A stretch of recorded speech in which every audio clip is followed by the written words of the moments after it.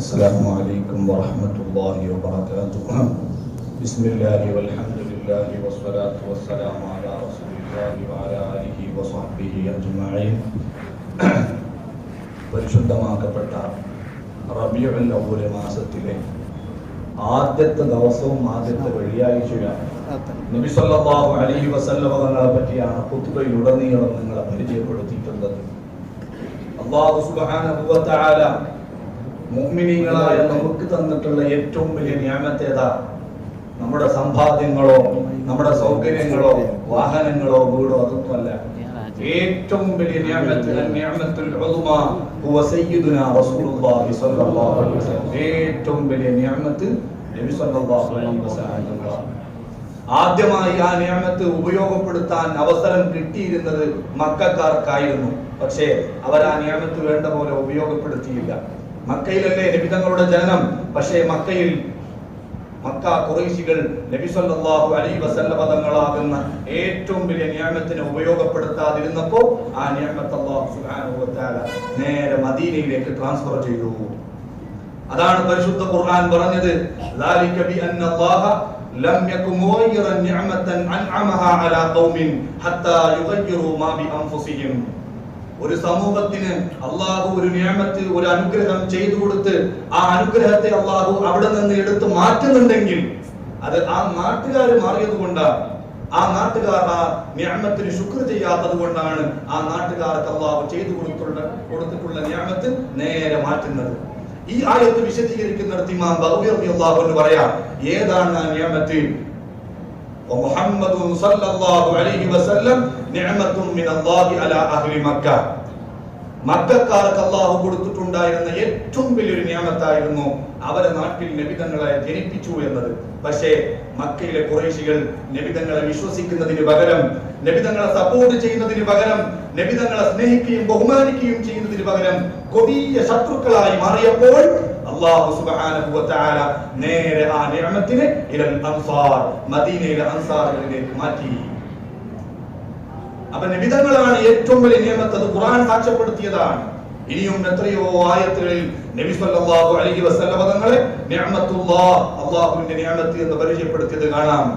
എന്തിനേറെ പരിശുദ്ധ ഖുർആനിലെ സൂറത്തു തകാസുർ ഏറ്റവും അവസാനത്തെ ആയത്ത്, ثُمَّ لَتُسْأَلُنَّ يَوْمَئِذٍ عَنِ النَّعِيمِ.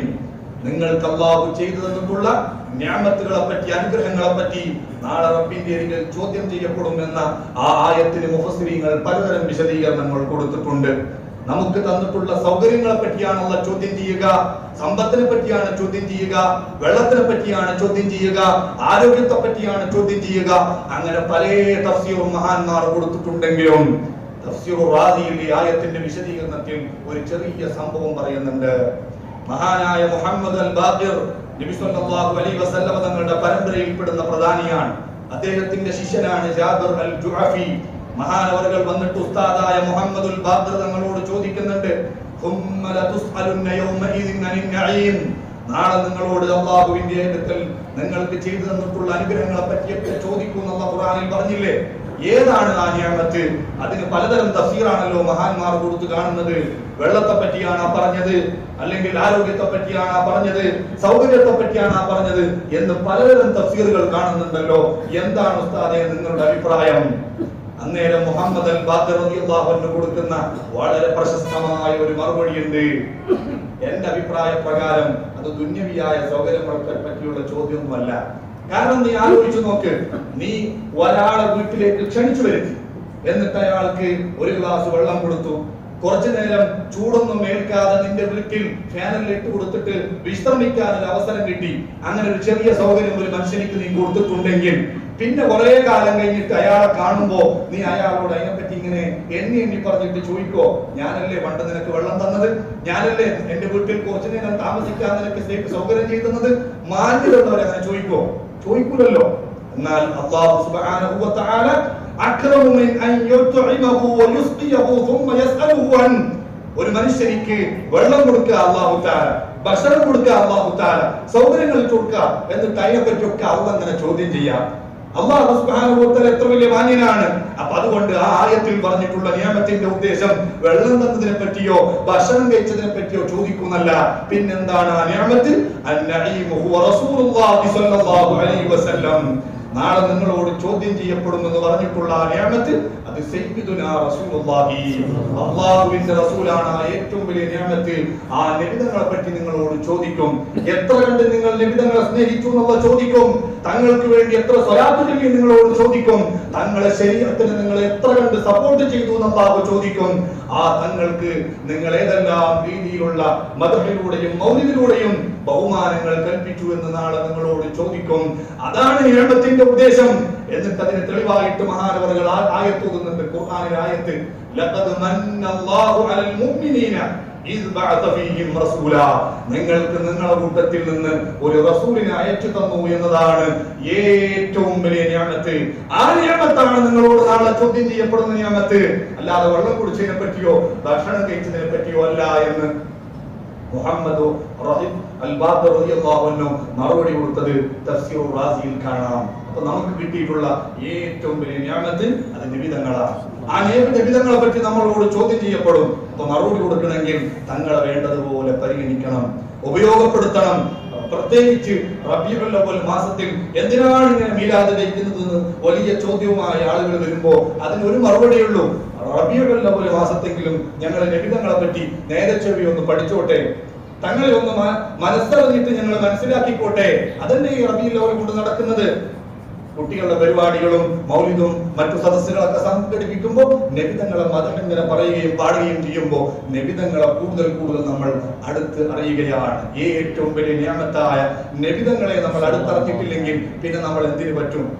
അല്ലാഹു സുബ്ഹാനഹു വ തആല നമുക്ക് ദുനിയാവിൽ തന്നിട്ടുള്ള നിയമത്തുകളൊക്കെ താൽക്കാലികമാണ്. ആ നിയമത്തുകൾക്കൊന്നും നിലനിൽക്കില്ല.